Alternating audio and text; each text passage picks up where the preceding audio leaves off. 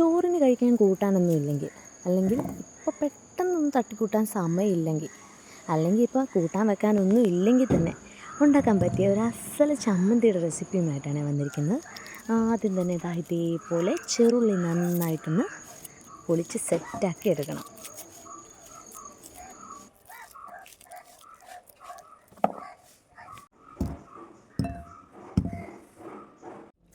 അതിനുശേഷം നമുക്ക് ഈ ചെറുള്ളി ഒന്ന് നന്നായിട്ട് കഴുകി വൃത്തിയാക്കി ഒരു പാത്രത്തിലേക്ക് ഇട്ട് കൊടുക്കാവേ. ഇനി നമുക്ക് വേണ്ടത് കുറച്ച് വറ്റൽമുളകാണ്, അതേപോലെ ഒരു ചെറിയ കഷ്ണം ഇഞ്ചി, കൂടെ തന്നെ ഒരു ചെറിയ കഷ്ണം വെളുത്തുള്ളി, അതേപോലെ തന്നെ ഇതേപോലെ ചെറിയ കഷ്ണം വാളംപുളിയും കൂടെ ചേർത്ത് കൊടുക്കുക. പിന്നെ പാനൊന്ന് ചൂടായി വരുമ്പോൾ നമുക്ക് കുറച്ച് വെളിച്ചെണ്ണ ഒഴിച്ചു കൊടുക്കാവേ. കുറച്ച് മതിയാവും. ആ എണ്ണ ഒന്ന് ചൂടായി വരുമ്പോൾ വറ്റൽമുളക് ചേർത്ത് കൊടുക്കാം.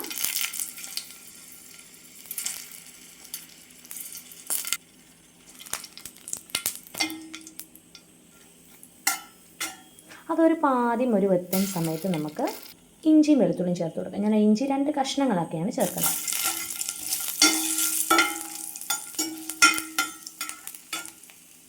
ഇതിലേക്ക് നമുക്ക് ചെറിയ ഉള്ളി ചേർത്ത് കൊടുക്കാം.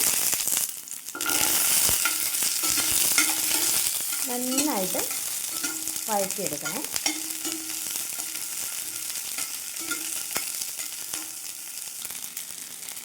ഇതിലേക്ക് നമുക്ക് പുളിയും കൂടെ ചേർത്ത് കൊടുക്കാം.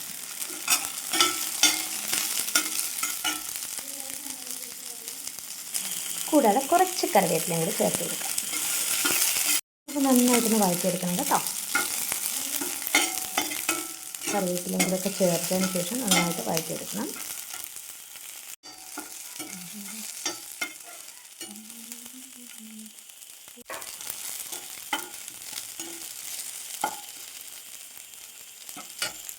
ഇതിലേക്ക് കുറച്ച് മാത്രം മഞ്ഞൾപ്പൊടി,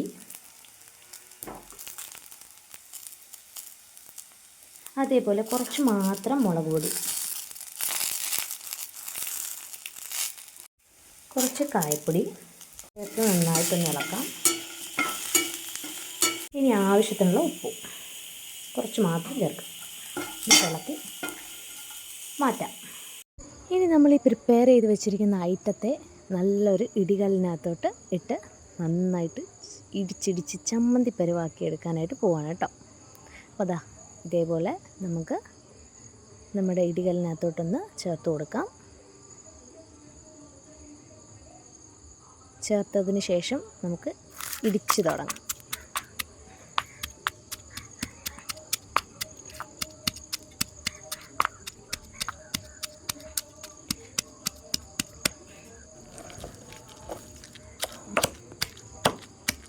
ഇതേപോലെ ഇടിച്ചിടിച്ചിടിച്ച് നീണ്ട നേരത്തെ ഇടിക്കകൾക്ക് ശേഷം ഇതേപോലെ നമ്മുടെ ചമ്മന്തി നല്ല അടിപൊളിയായിട്ട് റെഡിയായിട്ട് വരും.